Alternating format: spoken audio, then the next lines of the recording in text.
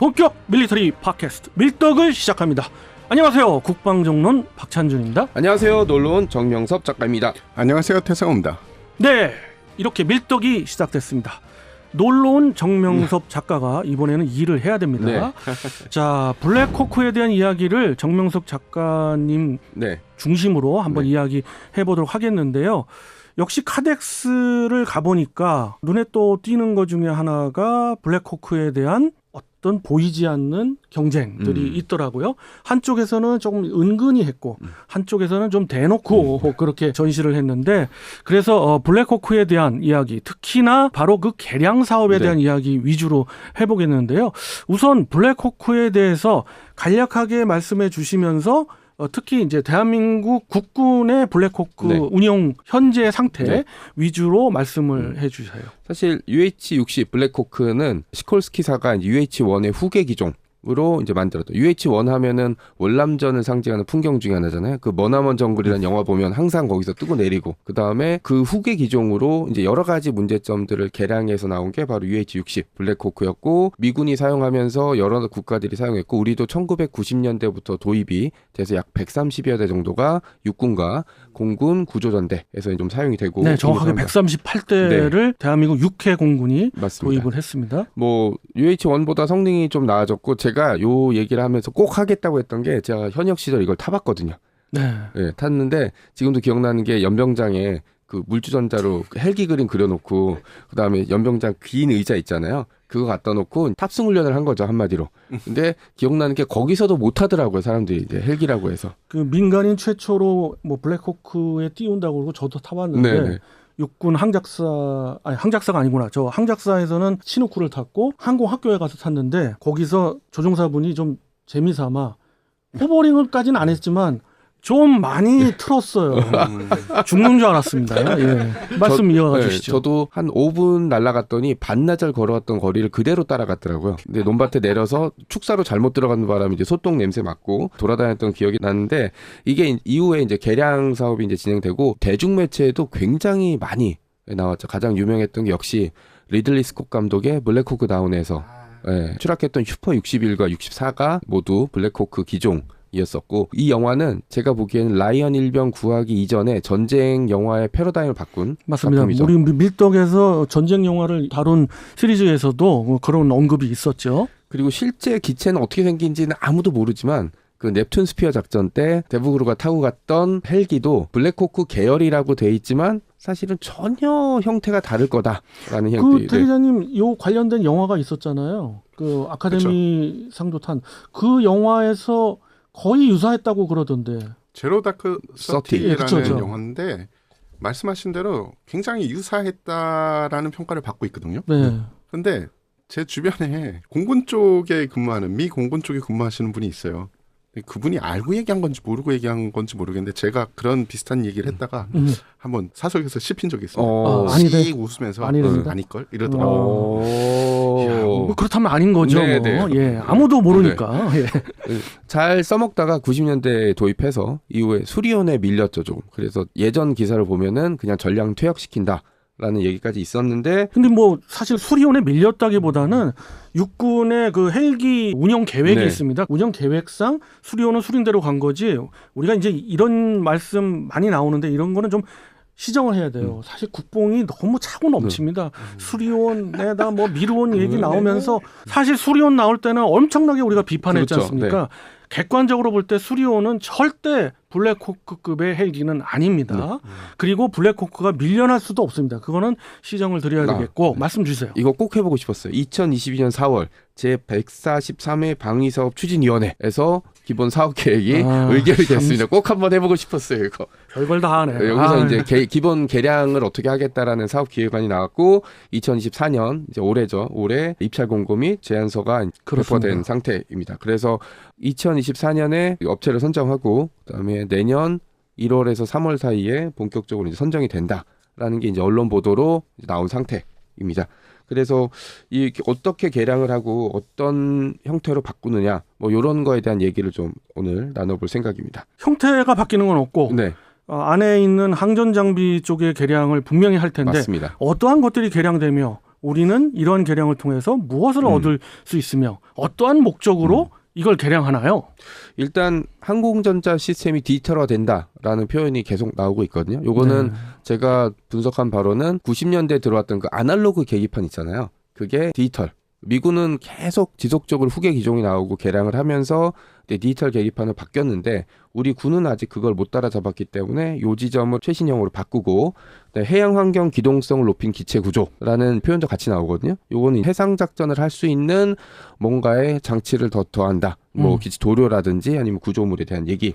그다음에 엘빗이랑 협력업체로 엘빗이랑 LIG 넥스원이 각자 들어온 걸 보면은 전자 시스템도 뭔가를 추가적으로 개량을 한다라는 정도. 2031년까지 사업 기간이 잡혀 있고요. 총 사업비 규모가 약 9천억 원 정도니까 국내 업체에서는 사실 놓치기 되게 어려운 사업이기도 하죠. 네. 그 뭐 방산 입장에서는 그런데 사실 이 부분에 있어서 가장 중요한 거는 우리가 왜 블랙호크를 개량하느냐. 뭐 초점은 딱 하나입니다. 우리가 제2신속대응사단을 운영하잖아요. 그런데 그 제2신속대응사단을 중심 깊이 침투해야 되는데 그 침투시킬 플랫폼이 없습니다. 현재로서는 없어요. 그리고 공수특전여단도 그것이 굉장히 제한되어 있습니다. CH-47의 장거리 버전이 있습니다만 그걸로는 해결이 안 되기 때문에 사실 유사시에는 미군 플랫폼의 도움을 받을 수밖에 없어요. 근데 이것을 독자적으로 구축하겠다. 특수전 부대들의 침투를 위해서 또 신속대응사단의 침투를 위해서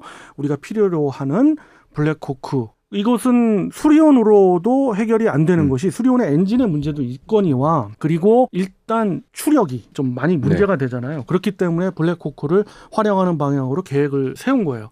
그래서 앞서 말씀 주셨던 개량의 어떤 해양 부분도 이야기 나오잖아요. 그것도 우리가 우회 침투를 위해서 그런 부분들이 필요한 것이고 또 중요한 거지만 뭐 언급 안 하신 것만 이야기 드리면 DIRCM도 들어갑니다. 그렇기 때문에 거의 완벽한 블랙호크의 특수전 기체로 만들기 위해서 하는 사업이 바로 이 사업입니다. 맞습니다. 그 북한으로 종신기계 보내고 특히 중요한 게 장비를 같이 보내야 되는데 수리온으로서는 약간 부족하고 블랙호크 같은 경우는 105mm 정도 슬링해서 보낼 수 있는 지점도 있기 때문에 여러 가지 지점들이 개량 사업을 추진하게 만들었던 원인이고요. 두 개 기업이 이 사업에 도전하고 있습니다.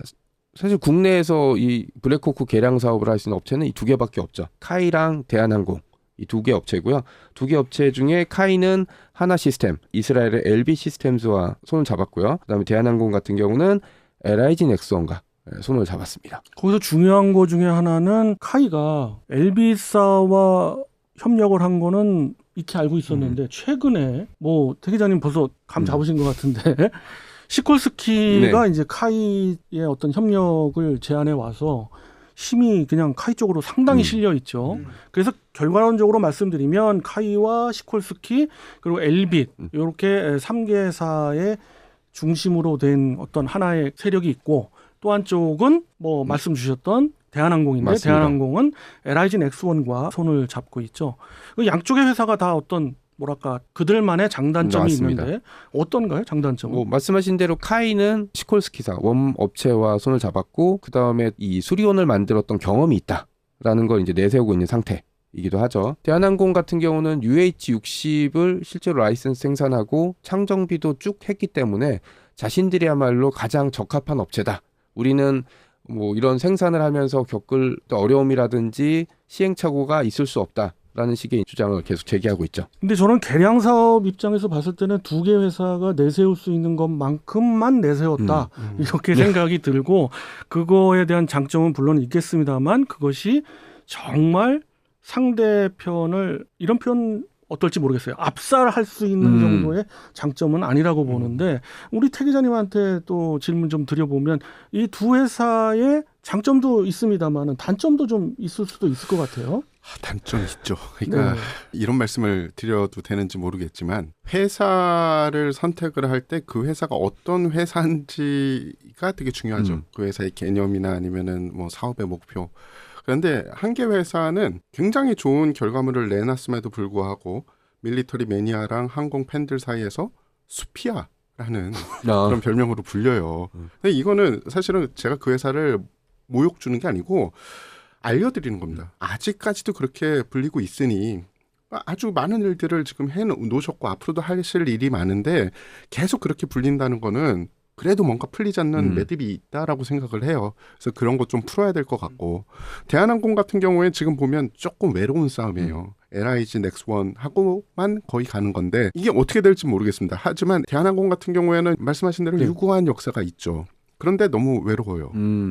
그리고 두 회사에게 다 말씀드리고 싶고 또 이 사업의 담당자한테 말씀을 드리고 싶은 게 아마 이제 애청자분들은 다 아실 거예요. 제가 항덕이 아니다라는 걸 너무 많이 말씀드려서 그래서 중요한 거 아닙니까? 네, 네. 이런 관련 주제가 나오면 제 주변의 항덕분들 그리고 실무자분들한테 여쭤봐요. 특히 엔드 유저. 그분들이 업체들을 대상으로 질문을 몇 개 던졌는데 가장 필요했던 건 지역 추적 레이더래요. 지역 추적 레이더. 예, 네. 그런데 업체에서 우리 그거 고려 안 한다라고 해서 왜 안 하십니까라고 물어봤더니 군의 요구사항이 없었다라는 게 있고요. 이거는 맞는 얘기인지 모르겠지만 13여단에서는 이 개량 사업이 진행이 된다라고 딱 했을 때 제일 먼저 우리 이거죠라고 한 게 DAP하고 외부 무장 포트래요. 무장형을 원한 거죠. 근데 역시 군에서 요구사항이 없었다. 보조 연료 탱크만 반영시키겠다라는 업체 측의 대답을 얻을 수가 있었답니다. 그러니까 이게 진행 과정, 지금 태 기자님 말씀 저도 많이 들어봤었는데 이것이 사업이 확정되고 나서 정확한 ROC가 다시 책정이 될 겁니다. 그러면 그때 가서 좀 더 윤곽이 됐을 수가 있고 또 우리 기자들이나 아니면 뭐 민간에서는 더더군다나 모르고 있는 사항들도 있을 수가 있어요. 그런데 이런 사업이 이제 2024년 말쯤이면 회사를 선정해야 되는데 여기에서 지금까지 윤곽이 없다? 그건 저는 아니라고 봐요. 뭔가 세워지긴 세워졌는데 단 제가 뭐 자신 있게 이야기할 수 있는 거는 태 기자님 말씀하신 그런 것들은 당연히 들어가야 된다는 거예요. 그게 안 들어가고서는 우리의 목적을 달성할 수가 없다. 모든 사업은 목적을 달성하지 않으면 그냥 다운돼야 돼요. 그렇기 때문에 그것은 어떤 예산과 함께 맞물려지는 옥신각신의 과정 아닐까 이런 생각도 드는데 다시 돌아가서 네네. 그러면 두 회사가 치열하게 경쟁을 합니다마는 제가 앞서 말씀드렸던 어떤 한 회사 쪽으로 기운다라는 이야기도 들리는데 그런 쪽에서 어느 쪽으로 그럼 기울고 있고 왜 기울까요? 그러니까 뭐 수피아라고 얘기하신 거에서 답이 나왔겠지만 카이 쪽의 무게가 상당히 기운 건 사실이고 수리온이 생각보다 지금 수출이 안 되고 있어요. 처음에 나왔을 때 얼마 수출하고 한다고 얘기가 나왔을 때 그것만큼은 안 되고 얘기는 나오고 있지만 아직 뭐 계약서에 사인을 하거나 도장을 찍은 건 아니니까 카이 입장에서도 회전기 사업부를 계속 유지하려면 이 사업이 반드시 필요한 지점들이 있죠. 제 입장에서 이야기 드리면 부등호가 슬쩍 그쪽으로 기우는 이유는 시콜스키가 그렇죠. 네. 제안한 것이 굉장히 달콤하기 때문에 그런 것 같습니다. 바로 시콜스키가 어떤 회사냐면 미국의 차세대 기동헬기 그렇죠. 정찰헬기 사업에서 특히 정찰헬기 사업은 이제 둘업이 됐습니다만은 기동헬기 사업은 확정이 됐지 않습니까? 거기에서 정말 어떻게 보면 저는 의외라고 생각했어요. 시콜스키가 이길 줄 알았거든요. 근데 시콜스키가 지면서 시콜스키하고 같이 들어갔던 럭히드 마틴도 입장이 이상하게 됐고 이 들어갔던 기체를 그러니까 S2죠. 네. 정확하게 그 기동 헬기를 개발하기 위해서 들어갔던 기술들 있잖아요. 그렇죠. 그것들은 살아 있단 말이에요. 근데 아깝잖아요. 거기에 대한 개발비들 물론 회사가 아닌 미국 국가에 대한 어떤 예산도 들어갔겠습니다만은 회사가 자체적으로 예산이 많이 들어갔단 말이에요. 그것들을 활용하기 위해서 제안을 한 거죠. 어디에? 카이에. 그리고 카이는 굉장히 달콤한 거죠. 특히 동축 반전 그렇죠. 로터를 활용한 그런 강력한 헬기, 차세대 헬기 굉장히 달콤했고 매력적이죠. 우리도 굉장히 바라던 바였거든요. 그렇기 때문에 이것은 어떻게 보면 결정적으로 카이 쪽으로 기울지 않을까 하는 생각이 들어요. 업체에서도 양쪽을 저울질 해봤겠죠. 시콜스키 사이도 어느 쪽으로 우리가 손을 잡는 게 유리할까 라고 생각했는데 거기서 카이 손을 잡았다는 얘기는 시콜스키사에서도 카이가 이 사업을 따내기에 좀 더 유리하지 않을까? 그렇죠. 생각을 뭐 역으로 했던 거죠. 얘기하면 네. 뭐 그럴 수도 있고요. 예. 저는 개인적으로 생각하기에 축구의 예를 들면은 스트라이커가 너무 많은 것 같아요. 카이가. 왜냐하면 엘비사도 사실은 이스라엘 헬리콥터를 이런 식으로 개량하는 사업을 많이 참여했던 회사고 시콜스키는 원천 기술이 있는 회사인데 언제나 스트라이커 2명이 뛴다고 언제나 게임을 이기지는 않거든요. 그래서 전체적인 그림으로 보면 카이가 유리해 보이나 어떻게 이 플레이어들을 잘 구성을 할지 그리고 뒷말이 안 나올지에 대해서 좀 봐야 될 것 같고요. 아까 말씀드렸듯이 그래서 엔드 유저들 사업을 잘 모르는 엔드 유저들은 과연 어떤 걸 원하는지 ROC가 아직 다 완성이 안 됐다면 한번 이 사업 담당자랑 그쵸. 업체들한테 들려드리는 것도 좋을 것 같아요. 물론 여기에는 전체적인 예산이나 아니면 뭐 전체적인 큰 그림으로 가야 되는 방향은 못 보고 엔드 유저니까 자기가 생각한 것만 그렇죠. 녹여 있을 거예요. 그래서 간단히 말씀드릴게요. 가능한 한 블랙호크 전 기체를 개량하면 좋겠다. 두 번째는 신뢰성이 확보되지 않은 국산 장비보다 검증된 외산 장비를 장착했으면 좋겠다. 특히 RWR, DIRCM, MWS 제 의견이 아닙니다. 네.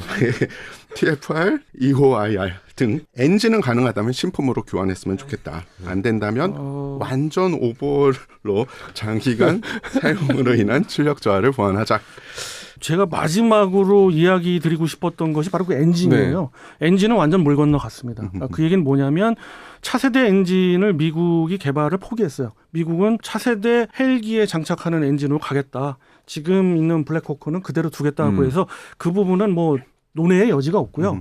DIRCM이랄지 모든 건 너무도 특수전 헬기에서는 기본적으로 갖추어야 되는 거라서 이것은 정말 필요하거든요. 그래서 그건 당연히 들어갈 거고요. DIRCM이 뭐예요? 우리 그 밀떡에서도 한번 소개를 드렸습니다마는 적외선으로 적의 미사일, 특히 이제 휴대용 미사일들을 교란시킨 거죠. 직접적으로 교란시키는 그런 회피 장비고 그런 것들을 장착을 다 해야 되고 헬기에 맞게끔 장착하기 위해서 한화 시스템에서 개발을 완료했지 않습니까? 그것이 이제 들어가기만 하면 되는 거예요. 그렇죠. 그래서 그런 부분들은 다 갖춰져 있다. 문제는 돈인데 우리는 이것은 중요하기 때문에 중요한 곳에는 집중 투자를 해야겠죠. 그래서 저는 바라건대는 이 사업은 반드시 성공했어야 되고 해야 되고 그러나 모든 블랙호크 헬기는 개량 안 할 겁니다. 할 수도 없고요.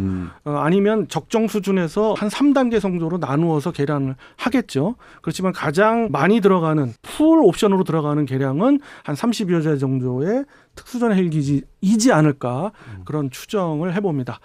자, 이렇게 해서 이번 시간에는 결국은 특수전 헬기 사업인데 이 특수전 헬기 사업에 대한 이야기를 정 작가님을 중심으로 해서 한번 나눠봤습니다.